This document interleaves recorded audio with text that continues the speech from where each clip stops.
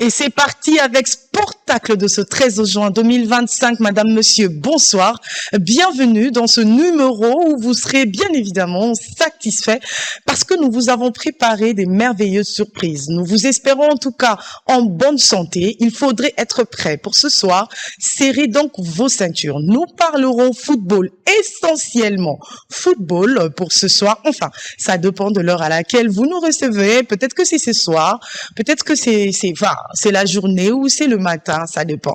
Mais dans tout le cas, nous allons donc commencer ce soir donc par les actualités sportives qui ont dominé la semaine. Je l'ai dit tantôt que nous avons été dominés essentiellement par le football. Donc nous parlerons football durant toute cette émission. Après les actualités sportives, nous allons donc recevoir notre invité qui est déjà sur ce plateau, qui est déjà dans nos murs ce soir, madame, messieurs. Et sachez que dans les actualités, nous allons tout d'abord prendre les premiers résultats et programmes des éliminatoires justement de la Coupe du Président, anciennement appelée la Coupe justement du Congo. Et sachez que nous allons aussi parler des playoffs de la Lina Foot Ligue 2. Mais ensuite, nous reviendrons avec la Coupe d'Afrique des Nations de mini-football 2025. Nous prendrons aussi les débuts de la première édition de la Coupe du Monde des cultes qui a donc commencé ce vendredi 13 juin 2025. Eh bien, je sais que vous en avez dans l'haleine. Vous êtes pressés de prendre les informations dont je vous ai annoncé tout à l'heure, mais je tiens à vous rappeler qu'encore une fois de plus, aujourd'hui, nous allons revenir avec le portrait à la fin de cette émission. En premier lieu, nous vous avons annoncé tout à l'heure que nous allons prendre les premiers résultats et programmes de préliminaires de la Coupe du Président, anciennement appelée la Coupe du Congo. Alors, nous allons commencer par les premiers résultats, les matchs qui ont eu justement le dimanche 8 juin 2025. Nous avons retrouvé le FC Renaissance contre justement le AS Monaco de Boma. Alors, le score était plutôt équilibré. 5-2 en faveur de AS Monaco de Boma. Nous sommes dans la zone ouest et nous continuons par là. Le FC MK de Kinshasa se retrouvait face au FC Rennes du Congo de Kinossi. Et sachez que le score était donc de 2-1 en faveur de FC de MK de Kin. Alors, le FC Lumumba Sport de Lusambo s'est opposé au FC de Wadile Mfumu de Likasi. Nous sommes cette fois-ci dans la zone centre-sud. Le score était donc de 2-4. Toujours dans la même zone, nous continuons avec le ABC et Katumbi de Lushi qui se sont opposés au AS JSK de Kananga. 3-0 en faveur de ABC Katumbi de Lubumbashi. Alors, nous partons cette fois-ci pour la zone Est. Sachez que nous avons retrouvé le FC Ajeki de Kindu face au FC Piloli de Butembo. Et nous les retrouverons très prochainement, les FC Mirage Fizi de Fiz, ainsi que le US Sokozaki de Butembo aussi, un rendez-vous qui est pris pour très bientôt. Alors, nous allons continuer avec les rendez-vous, madame, monsieur, mais permettez-moi quand même de vous dire que ça sera chaud parce que les poules sont de taille. Prochainement, nous retrouverons donc le FC Mwanganza de Beni contre le FC Étoile de Kivu. Alors, un match de taille où nous vous invitons justement à bien suivre étant donné que cela va commencer. Le coup d'envoi est prévu pour 15h pile. Le mercredi 18 juin 2025, nous allons retrouver le FC Ajeki CS Piloli de Lituri Kindu contre le AS Maniema Union de Kindu aussi à partir de 15h juste.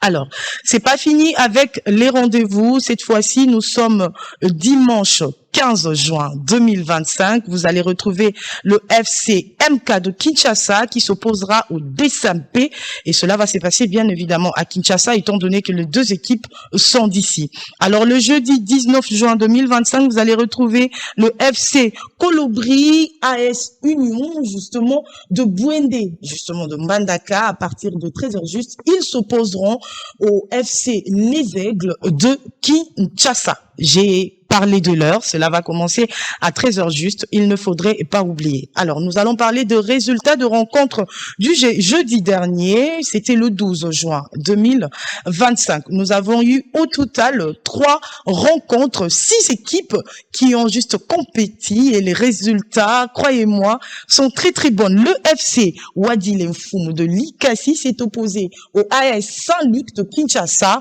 et le score était donc de 2-1 en faveur de Walidé, et le ABC Katumbi de Lubumbashi se sont opposés au AS Simba de Kolwezi avec un score de 1-0 en faveur de Simba. Et enfin, le IS Jexkol de Kolwezi se sont opposés au FC Tanganyika de Kalemi, 1-0 en faveur de Jexkol. Alors, qu'en pensez-vous? Nous aimerions bien vous lire, savoir ce que vous en pensez, en tout cas, avec des commentaires bien précis, parce que justement, comme on l'a dit tout à l'heure, c'était des grands matchs qui se sont joués dernièrement. Nous avons retrouvé les dimanches, nous avons retrouvé le jeudi, mais aussi aujourd'hui, nous avions eu quelques matchs qui étaient au rendez-vous. Nous avons retrouvé aujourd'hui, et les matchs ont commencé à partir de 16h. À l'heure où nous parlons, c'est déjà la fin du match. Nous parlons de OC Les Étoiles qui se sont opposés au AS Vita Club. 1 but partout, mais après la partie s'est poursuivie par, on va dire, quelques tirs au but au total à la fin. 8-6, une victoire inattendu justement de la part de Zélite contre le AS Vita Club. Oui, je sais que les supporters sont quand même assez déçus à un moment donné, mais bon, qu'est-ce que vous voulez? C'est le football, c'est le jeu, c'est ainsi. Il faudrait être là pour les prochains enjeux et pouvoir soutenir les équipes en votre faveur. Si vous voulez, vous pourriez le soutenir à votre guise, en tout cas, comme vous le pourrez et comme vous le pouvez. Eh bien, nous allons parler de la Coupe d'Afrique des Nations de mini-football 2025 qui vont justement bientôt commencer. Il faudrait retenir ceci. Alors, la Coupe d'Afrique des Nations de mini-football 2025, comme on l'a annoncé tantôt, se déroulera du 14 au 25 juillet 2025 à Derna, en Libye précisément.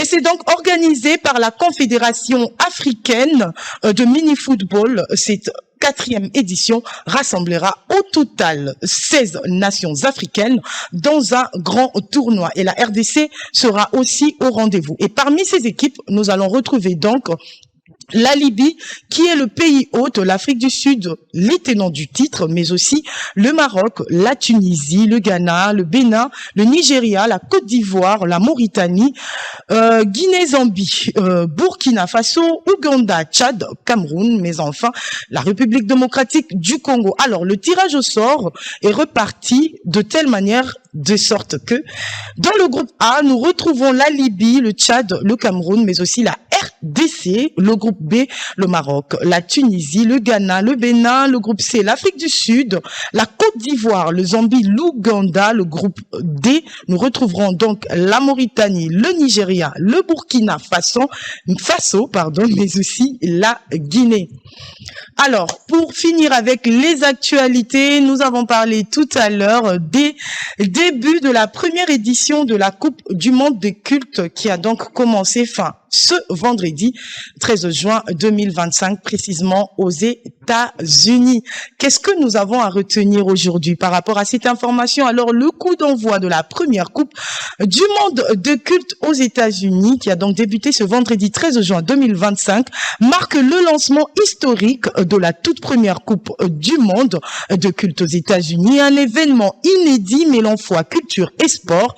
Cette compétition symbolise et rassemble des représentants de diverses religions du monde entier pour promouvoir le dialogue interreligieux, la paix et la compréhension mutuelle à travers des épreuves sportives, culturelles, mais aussi artistiques. Les cérémonies d'ouverture se tiennent à Los Angeles, pour ainsi dire, avec une ambiance festive et un message fort qui dit donc tolérance et unité.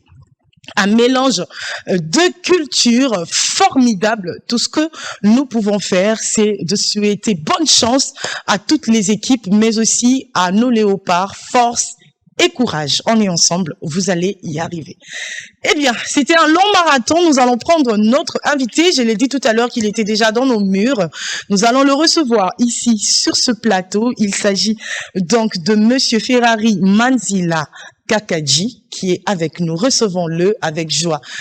Mais afin qu'il monte, nous allons vous prendre une petite vidéo qui va l'annoncer. Et cette vidéo vous dira de manière assez muette et visible qui il est, ce qu'il fait réellement. Et nous allons justement en discuter sur ce plateau avec notre thématique du jour que nous allons vous annoncer tout à l'heure. Tout de suite, notre invité du jour.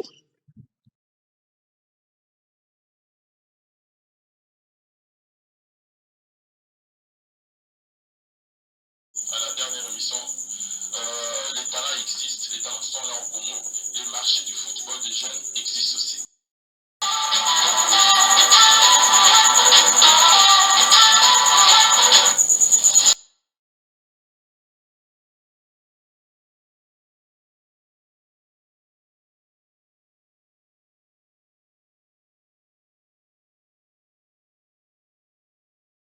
Nous sommes de retour sur ce plateau, madame, monsieur. J'ai l'honneur et la joie de vous annoncer que notre invité est déjà avec nous sur ce plateau. Je l'ai annoncé tantôt. Ce qu'il y a à retenir sur lui, c'est qu'il est directeur technique de la fédération de Mina Football et en même temps, il est plutôt entrepreneur vu qu'il est détenteur d'une école de football appelée Komadjogo. Tout ce que j'espère, c'est qu'on appelle Komadjogo sur ce plateau. Il est avec nous ce soir. Monsieur Ferrari, bonsoir. Bonsoir, madame Grady Komadjogo. Ça va bien? Ça va très bien. Et vous, comment vous allez? Moi, je vais toujours bien. Ok, moi aussi ça va bien, à part les embouteillages et tout ça. De Kinshasa. Ça va bien, j'étais un peu malade, mais comme on avait pris rendez-vous depuis longtemps, il fallait que je vienne malgré, mais ça va, on est là.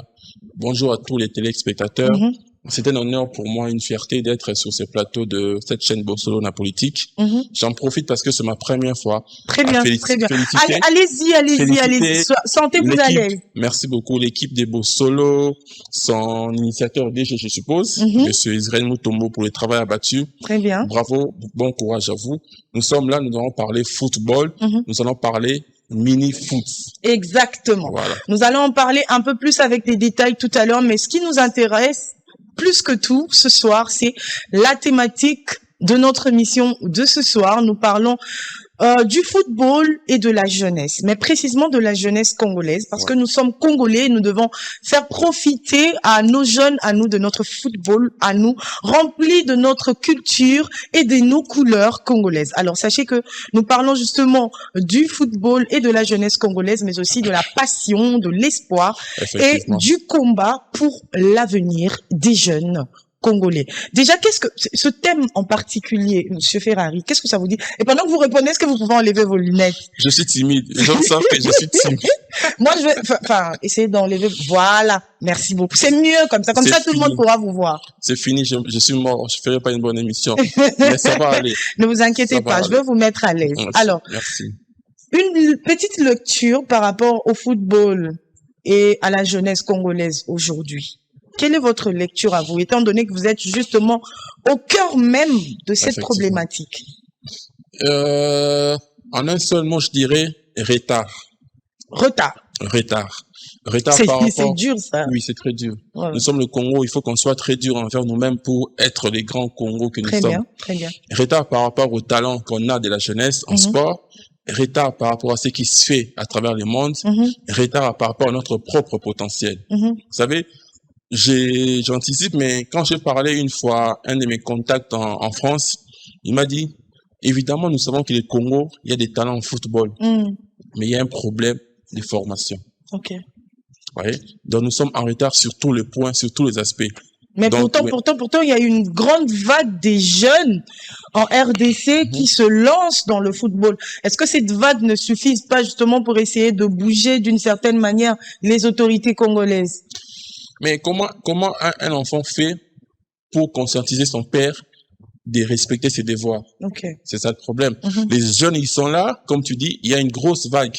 Sort les dimanches. Là encore, je passais tout à l'heure par les stades de Martyrs, Palais du Peuple. j'ai vu des jeunes en train de jouer au foot. Très bien. Ils font avec les moyens des bords. Il y a des terrains en terre battue. Ils font ce qu'ils peuvent. Mais ce n'est pas à eux. Ce n'est pas un enfant d'élever une maison. L'enfant fait son droit et ses devoirs. C'est aux parents de prendre leur responsabilité, d'encadrer, de mettre l'enfant dans les conditions propices, afin que son talent puisse éclore et enfin que l'enfant puisse être épanoui. Parce qu'il ne s'agit pas que de football. La FIFA aujourd'hui a imposé pour le sport de jeunes, il y a le sport et éducation. Très bien. Donc, tout jeune qui joue au football, les jeunes, doit être scolarisé. Si ce n'est pas l'enseignement traditionnel, c'est une formation professionnelle. Tout le monde doit être scolarisé.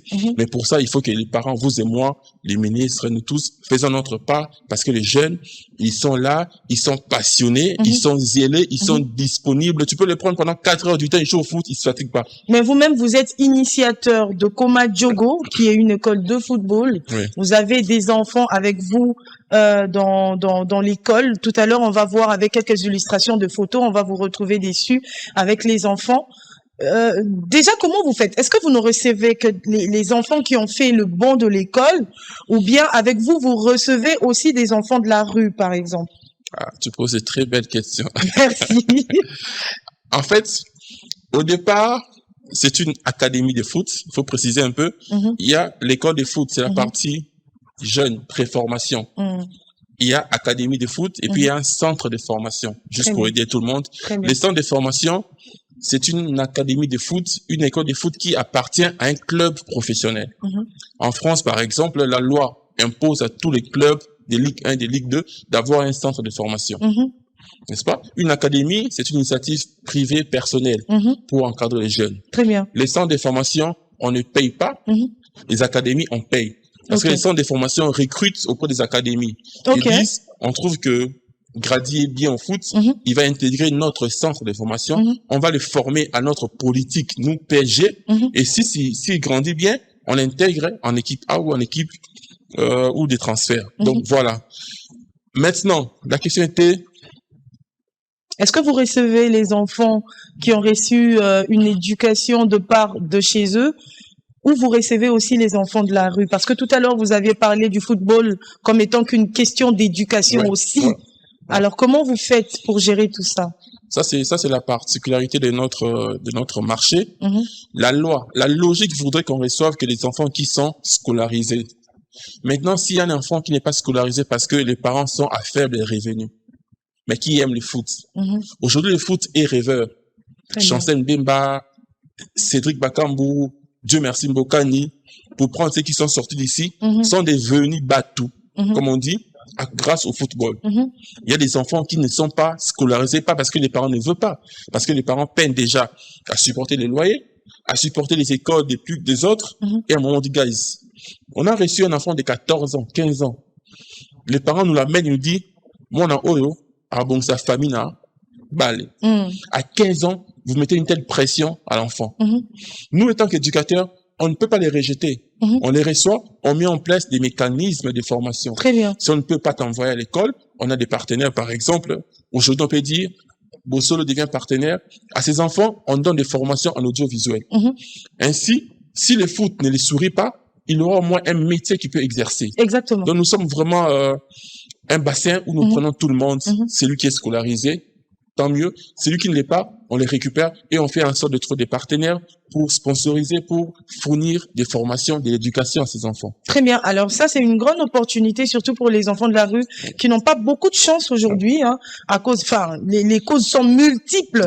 Mais il y a plutôt une question qui me trottine la tête très très souvent. Je me pose la même question. Quels sont les plus grands défis auxquels font face les jeunes footballeurs aujourd'hui à Kinshasa? Si on était dans un concert, la Missimbo, on aurait tes questions. Alors, merci, c'est gentil. Allez, ça va être dur encore, mais l'irresponsabilité des parents. Ok. Les parents, c'est l'État, c'est nous tous. Très bien. Ils sont des enfants. Ils manifestent de la passion. C'est à nous de les encadrer. On leur donne pas les infrastructures qu'il faut. On leur donne pas l'environnement pour s'épanouir. Ça, c'est le plus grand défi des jeunes. Maintenant, il y a des initiatives comme les nôtres, comme l'école de foot Soccer Midable. Ils sont nombreux, nous sommes nombreux qui faisons nos efforts. Mais on ne peut pas construire un immeuble sur un sable mouvant. Très bien. Tu vas t'écrouler. Ailleurs, moi, quand je suis en Allemagne, j'habite à la ville de Münster. Chez nous, notre quartier, nous avons un centre sportif, excuse-moi de dire, plus grand que le stade de Martyrs, avec 4 terrains de foot. C'est pour les quartiers. Quand tu as une association sportive qui éduque des jeunes au sport, tu vas t'inscrire et on te donne accès au complexe gratuitement sur ton créneau. Très bien. Et ça, on n'a pas chez nous. À tel point que nous autres, les académies de foot, sommes obligés de louer des terrains qui ne sont pas encore pléthores. Et à côté de ça, on a des enfants qui ne payent pas toujours des frais. Parce qu'à l'école, on paye. Toutes les écoles sont payantes. Oui, mais d'une certaine manière, je vais rapidement te ravir la parole parce que pendant que tu en parles, je me suis rendu compte d'une chose. Parce que là, tu as parlé de l'irresponsabilité des parents. Oui. Mais est-ce qu'il y a lieu de toujours accuser le parent dans la mesure où aujourd'hui, quand on regarde par exemple le monde du football congolais, il y a beaucoup de problèmes. Pour ne citer que ça, nous allons prendre même le grand désordre qui existe avec les organisations des championnats, des clubs ici à Kinshasa, les championnats qui ne s'accordent pas, les matchs qui viennent en retard, les 8e et les 9e journées qui ne sont pas accordées, toutes ces choses-là. Il y a ça. Il y a aussi le fait que lorsque vous allez jouer après les histoires, en parenthèse, qui ne sont pas vraiment reconnues par la loi, mais que nous vivons, des histoires de fétichisme à gauche et à droite. Mais comment vous voulez, après, avec tout ce qu'il y a comme rumeur, réalité dans le monde du football congolais, comment vous voulez que les parents aient réellement confiance en ce monde? Peut-être que cette négligence de la part des parents, c'est à cause de tout ça et ça a trait peut-être à de l'irresponsabilité. Voilà, effectivement. Alors, pour moi, quand je dis les parents, c'est les parents biologiques. C'est les bourgmestres. Ah, très bien. C'est les ministres du sport provincial. D'accord. C'est les DG de Bossolo la politique.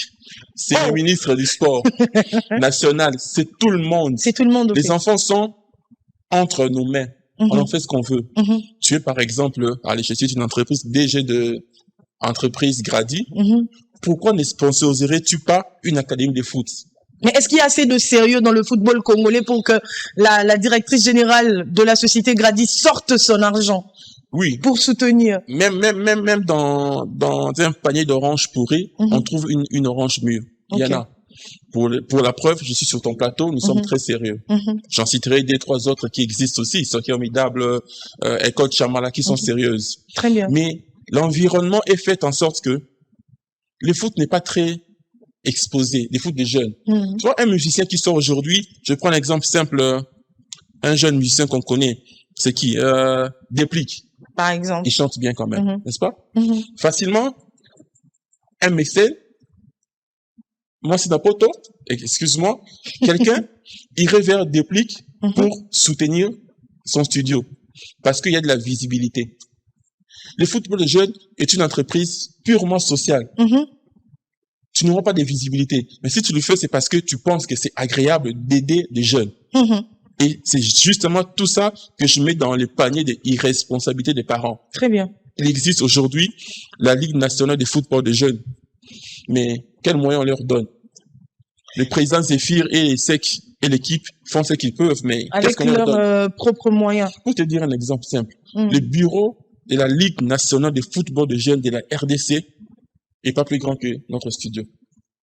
Le studio d'enregistrement de Bossolo Télévision. Mais avec tout ça, bon, après, moi, ce que je ne veux pas, c'est accuser les uns pour innocenter les autres. Quand, par exemple, parce que dans ce sens-là, définissez qui doit prendre l'initiative et à qui la responsabilité de mener les démarches pour que les choses aillent de l'avant. Parce que nous n'avons pas toujours le même gouvernement. Le gouvernement est changeant par rapport au mandat. Et là, vous serez d'accord avec moi que nous avons un nouveau gouvernement. Ça change un peu trop en même temps. C'est les réalités congolaises. Nous avons un nouveau gouvernement, justement.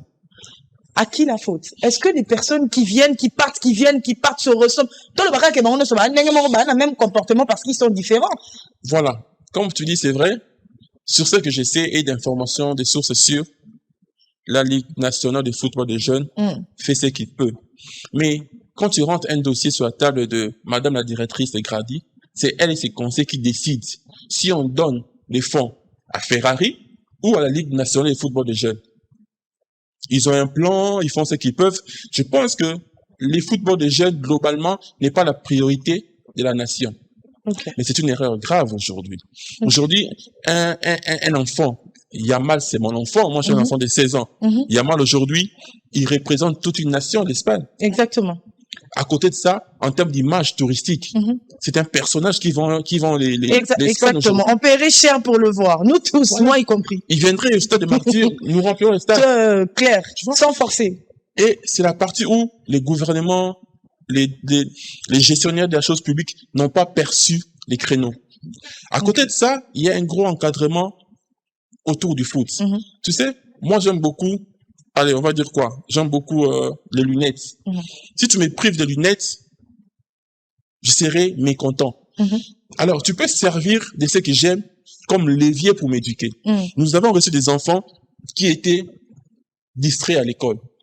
Nous, les parents, parce que nous impliquons beaucoup les parents dans la politique. Non, ça, c'est très bien. Les parents disent, désormais, si tu ne vas pas à l'école, si tu ne réussis pas, nous dirons au manager Ferrari, tu ne t'entraîneras pas. Et l'enfant est recadré. Nous sommes aujourd'hui une nation très convoitée et agressée. Rendez-vous compte, les terrorismes et tout ça, les rébellions, puisent auprès de la jeunesse.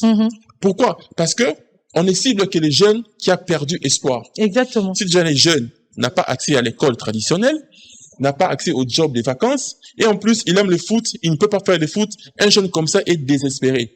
Et facilement, les agresseurs de notre nation peuvent recruter. On peut aujourd'hui mettre en place une vraie politique d'encadrement des jeunes, et vous verrez que ces jeunes seront moins disponibles à des choses comme du kuluna, banditisme urbain et toutes ces choses. Pour ces parents qui viennent avec leurs enfants pour vous voir, parce que tout à l'heure vous aviez dit que vous impliquez beaucoup les parents dans la chose. Pour ces parents qui viennent vous voir avec leurs enfants, qui veulent bien que les enfants évoluent dans le monde du football, est-ce que pour eux, qu'est-ce que vous avez remarqué? Est-ce que pour eux, ce n'est pas le football n'est pas peut-être prise comme étant que une opportunité?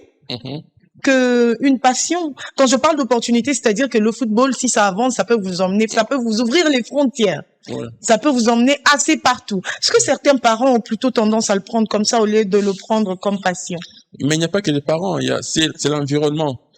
Aujourd'hui, malgré tous ces efforts, les chefs de l'État, les grands frères Fatou Béton qui a grandi à Limité, on l'appelle grand frère, nous ne sommes pas encore où nous devons être. Et donc, si les parents n'ont pas accès à d'autres sources de revenus, mais à côté, ils voient que Dieu merci Mboka Nilelo, il aide ses parents par le foot. Il suffirait que son enfant sache pousser un peu au ballon. C'est bon. Ça suscite des espoirs. Ok. Je t'ai dit tout à l'heure, un enfant de 15 ans, les parents viennent dire, moi, au PCO manager Ferrari, a rebondi sa famille, à 15 ans. Okay. C'est pas nécessairement de leur faute. C'est comme une femme qui ne sait pas faire autre chose. Elle tombe dans les bêtises parce qu'elle est belle femme.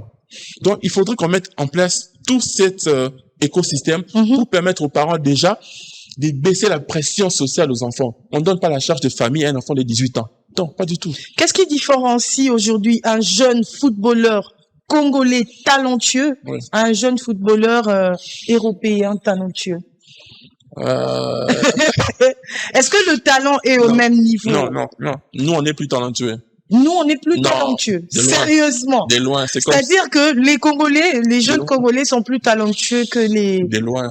J'ai dit ça d'expérience, je bouge par-ci, par-là, de loin. Un exemple simple, moi, mon neveu est né à 5 ans, il savait pas encore parler, mais il savait jouer au foot. Mais avec les autres jeunes là, on le voit aussi. Non, c'est toujours la proportion. Okay. Maintenant, regarde par exemple les gaps, l'écart qu'il y a entre l'environnement de formation chez nous et ailleurs. Très bien. Cristiano Ronaldo a dit une phrase, les travail bat les talents.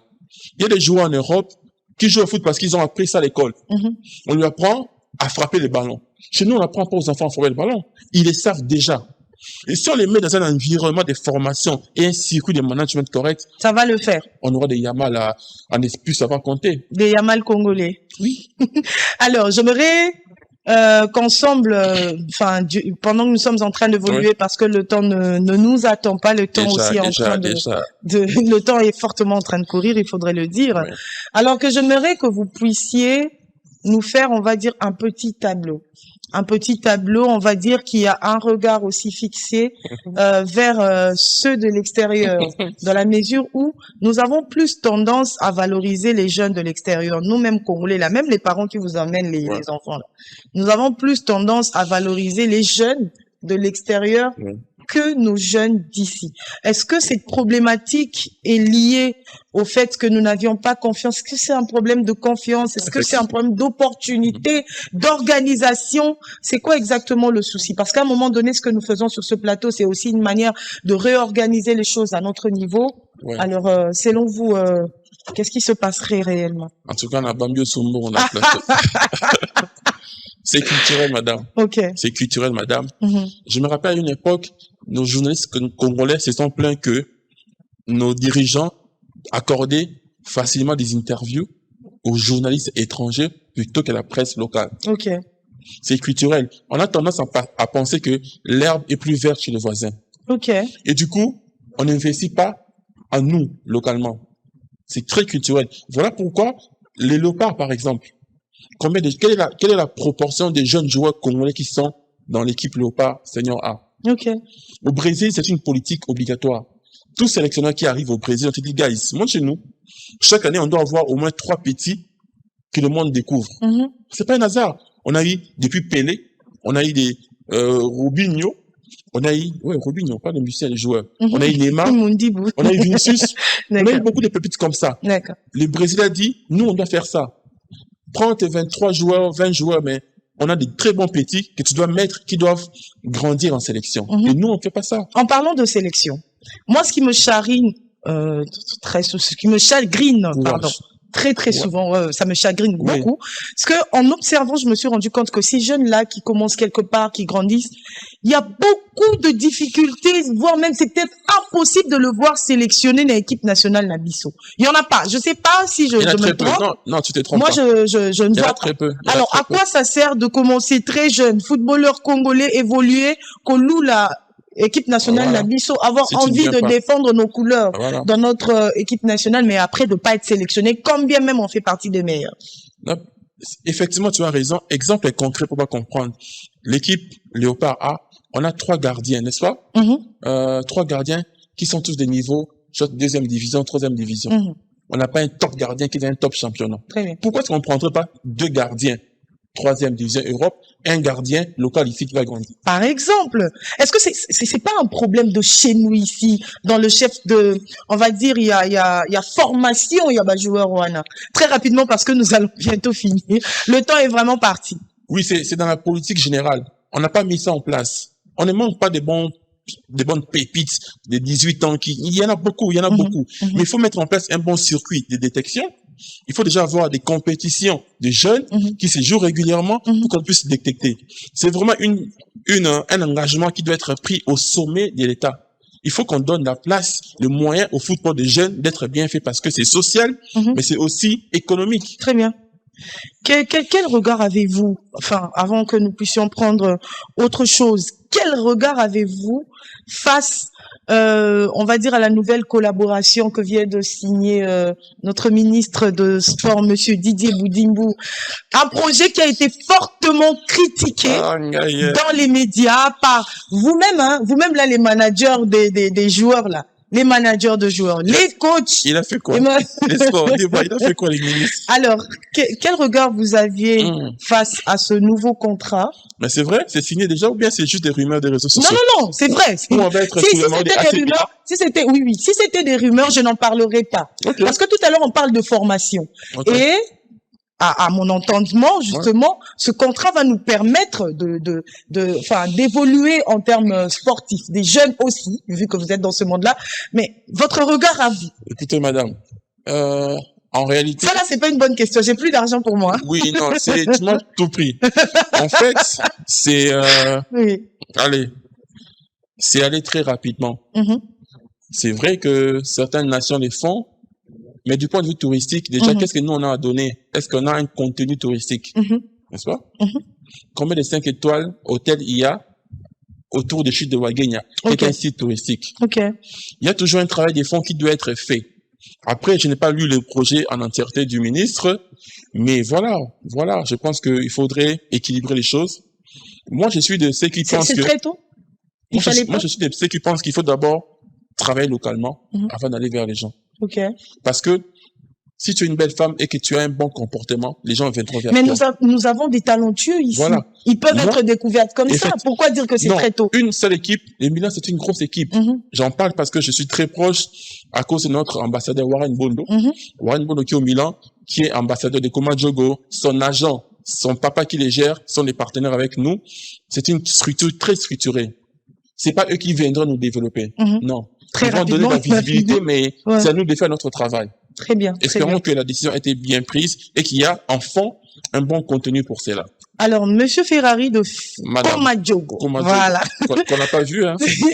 Alors, non, vous avez pas vu, il y en avait tout à l'heure quand vous étiez en train de parler, mais Koma déjà Diogo d'ici peu. Alors, voilà, Monsieur Koma Diogo.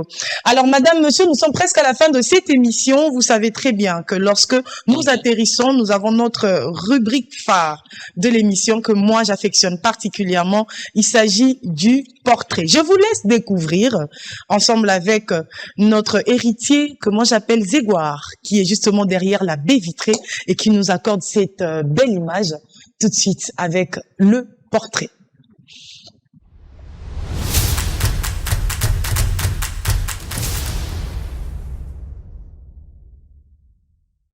Il a longtemps été le souffle d'espoir qui animait le stade poussiéreux de Kinshasa, le feu follet capable d'électriser une foule en un dribble. À 1m65, Zola Matumonarum n'a jamais eu besoin d'en imposer par la taille.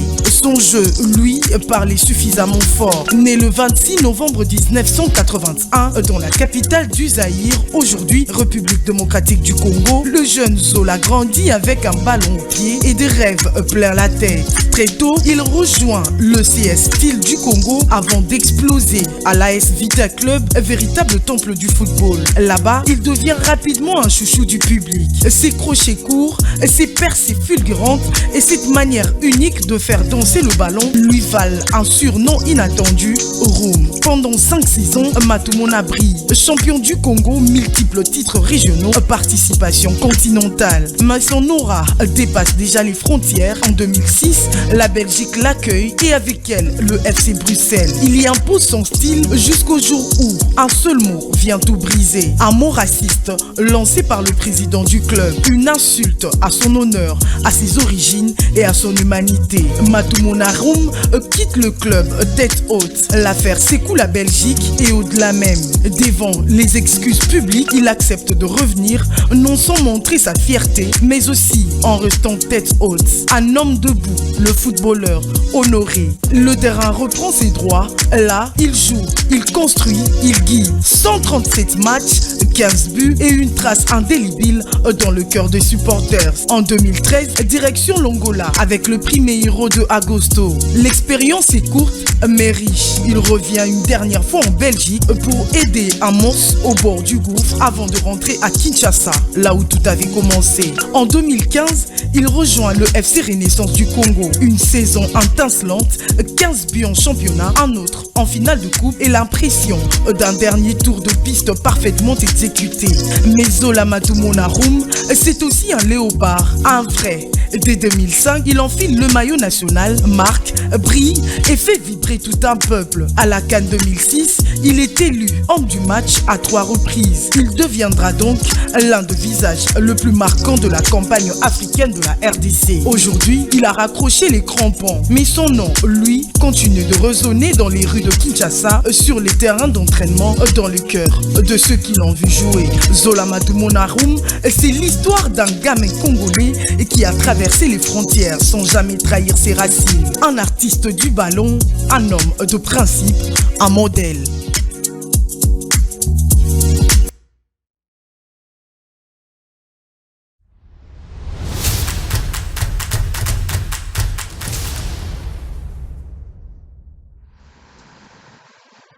Nous revenons toujours de lui aujourd'hui encore. Zola Matumona Room nous a fait du bien durant des années et aujourd'hui, c'est un des géants, un exemple pour le football congolais. Nous sommes arrivés à la fin. Monsieur Ferrari, un dernier mot? Merci beaucoup pour votre invitation. Nous invitons les parents à investir dans l'encadrement de leurs enfants par le sport avec des bonnes structures. J'encourage tous mes coachs, tous nos joueurs, préparez bien la compétition parce qu'au mois de juin l'année prochaine, on va en France. Très bien. Participer à une compétition. Très bien. Nous sommes parrainés par un club français. Voilà, donc vraiment, courage, c'est très dur, mais on va y arriver. Et voilà, si vous voulez nous contacter, c'est pas de la pub, mais allez sur les réseaux sociaux. On peut donner un numéro ici. Allez-y, donnez votre numéro de téléphone, c'est sans problème. Je donne encore de l'argent. Merci. Contactez-nous au 081 27 15 16 9 et sur les réseaux, nous sommes Koma Djogo, c'est plus simple. On va se mettre ensemble pour encadrer les jeunes. Merci. Alors, merci à vous, Monsieur Ferrari. Nous sommes arrivés pratiquement à la fin de cette émission. Un grand merci ce soir est adressé à celui que moi j'appelle affectueusement héritier Zégoire, mais plutôt héritier Lugonzo, qui nous a conduit donc ce soir avec des belles images. Dites merci à celui qu'on appelle Dan Mbouyi, le Réal suprême, qui a dirigé cette émission aujourd'hui, ainsi qu'à Chrétien Gaïmé qui a été avec nous aussi ce soir, et Loïm, le général que moi j'appelle aussi, nous a conduit ce soir. Merci beaucoup à vous. Restez connectés sur Bossolo Télévision. Juste après moi, vous allez retrouver la grande édition du journal de 19h avec comme présentatrice Madame Esther Ngaïemé, qui sera coordonnée donc par Madame, merci beaucoup à vous, qui sera coordonnée donc par Madame Audrey Bozéné Ipungu. Je ne peux que vous dire au revoir et à la semaine prochaine.